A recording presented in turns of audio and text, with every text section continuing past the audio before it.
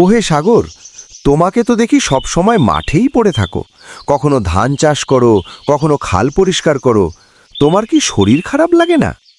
শরীর তো ক্লান্ত হয় চাচা, কিন্তু কাজ না করলে তো আর পেট চলে না।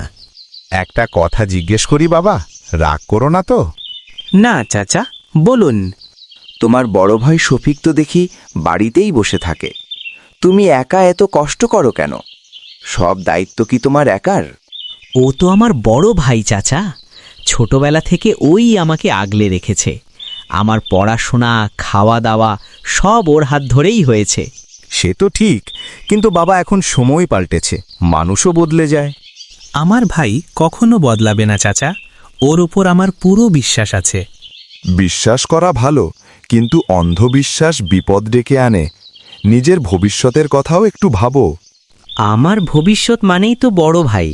ও ভালো থাকলে আমিও ভালো থাকব। এই অতিরিক্ত বিশ্বাসের জন্যই অনেকে পরে কান্নাকাটি করে। মনে রেখো, রক্তের সম্পর্ক অনেক সময় টাকার কাছে হেরে যায়। আমি হারব না চাচা, আমার ভাই এমন মানুষই না। সাবধানে থেকো বাবা, নিজের জন্য কিছু আলাদা করো। সময়ে সব কিছুর উত্তর দেবে।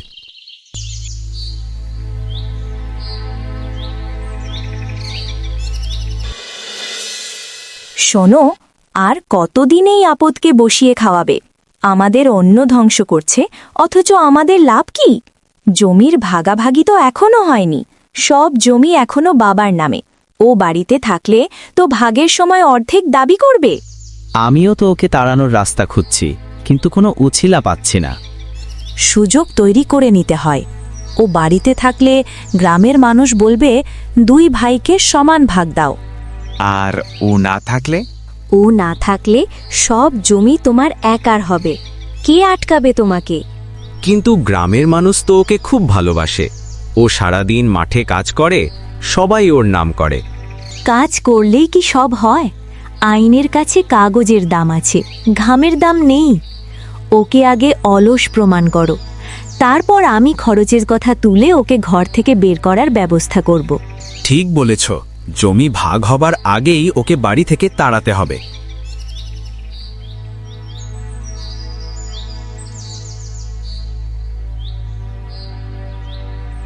এই যে নবাবজাদা, এখন আসছিস?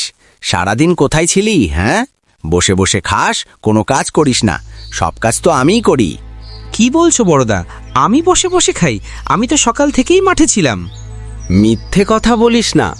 মাঠের সব কাজ আমি করি, আর তুই শুধু টো টো করে ঘুরে বেড়াস।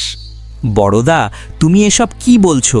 ধান কাটা, জমি কোপানো, খাল পরিষ্কার সব কাজ তো আমিই করেছি। তোর মুখে শুনলে মনে হয় তুই একাই পুরো গ্রাম চালাচ্ছিস। তুমি জানো আমি মিথ্যে বলি না, গ্রামের লোকজনও সেটা জানে।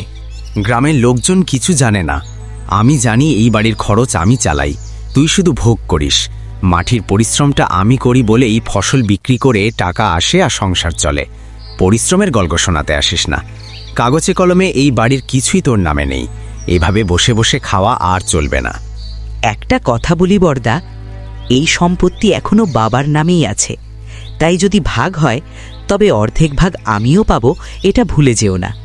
আর আমি কোনো অন্যায় করছি না, আমি সৎভাবে কাজ করে খাই। কথা দিয়ে পেট চলে না, কাজ করিস তাহলে প্রমাণ দে। প্রমাণ? আজ তুমি আমাকেই অপরিচিত বানিয়ে দিচ্ছ বড়গা।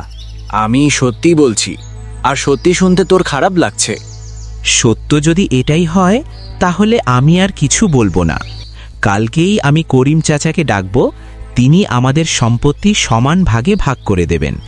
তারপর তুমি তোমার মতো থেকো আর আমি আমার মতো।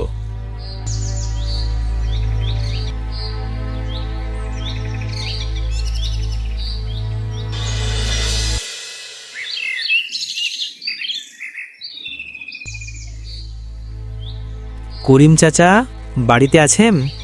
আরে সাগর নাকি? কিরে, কি মনে করে আমার বাড়িতে?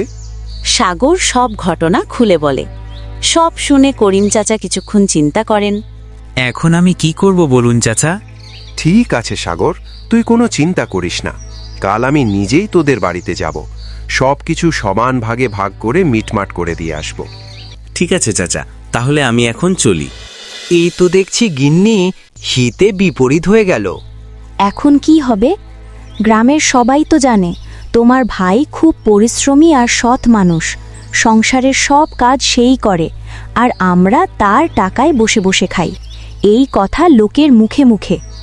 আমিও তো সেটাই ভাবছি, কাল করিম চাচা আসবেন সব কিছু ভাগ করে দিতে। তবে যাই হোক না কেন, ভালো ভালো জমিগুলো নিজের নামে লিখে নেওয়ার চেষ্টা করবে, আর বলবে বাড়ি ভাগ দেওয়া যাবে না, বলবে এই বাড়িটা তুমি নিজে বানিয়েছ। ঠিক আছে গিন্নি, কাল কি হয় দেখা যাক। শফিক আর তার স্ত্রীর মুখে তখন চিন্তার ছাপ স্পষ্ট।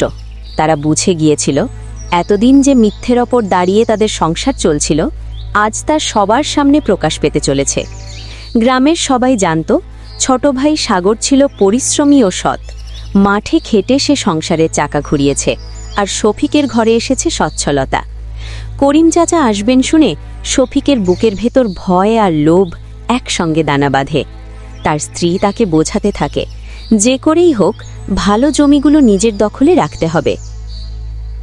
পরের দিন সকালে করিম চাচার সঙ্গে গ্রামের কয়েকজন গণ্যমান্য ব্যক্তি এসে হাজির হলেন। দুই ভাইকে সামনে বসিয়ে তারা সব সম্পত্তি সমান ভাগে ভাগ করার সিদ্ধান্ত নিলেন। কাগজে কলমে ভাগাভাগি সমান হলেও বাস্তবে চিত্রটা ছিল ভিন্ন। চতুর শফিকের কপালে পড়ল সবচেয়ে উর্বর আর ভালো জমিগুলো, আর সাগরের ভাগে গেল অনাবাদি ও কাঁকড় ভরা খারাপ জমি। এই ভাগ দেখে সাগর কিছু বলল না, মুখে কোনো অভিযোগ ছিল না, চোখে ছিল শুধু নীরব মেনে নেওয়ার ছাপ। ভাগাভাগির পর দুই ভাই আলাদা পথে হাঁটতে শুরু করল। সাগর তার ভাগে পাওয়া খারাপ জমিতেই নীরবে কাজে নেমে পড়ল। ভোর থেকে সন্ধে পর্যন্ত সে মাঠে খাটতে লাগল, সময় মতো বীজ বুনে যত্ন করে ফসল বড় করল। ধীরে ধীরে সেই অনাবাদি জমিতেই ফলে উঠল সবুজ সতেজ ফসল। অন্যদিকে শফিক ভালো জমি পেলেও মাঠের কাজে তার অভ্যাস ছিল না। পরিশ্রমের বদলে সে ভাগ্যের ওপর ভরসা করল। ফলে তার জমিতে ফসল উঠল ঠিকই, কিন্তু তাতে ছিল না যত্নের ছোঁয়া। আরে সাগর, তুমি তো চমৎকার করেছো। তোমার জমিতে তো একদম খাঁটি সোনার মতো ফসল ফলেছে। সবকিছুই সৃষ্টিকর্তার ইচ্ছে ভাই, আমি শুধু চেষ্টা করে গেছি, আর তিনি ফল দিয়েছেন। তোর পরিশ্রম সফল হয়েছে, কিন্তু অন্যদিকে তোর বড়দার জমির ফসল তো শেষ। কি বলছো ভাই? বড়দার ফসল ভালো হয়নি? না ভাই, সব পোকায় খেয়ে গেছে। ঠিকমতো যত্ন না করলে কি আর ফসল ভালো হয়? আচ্ছা চলি, আমার কাজ আছে।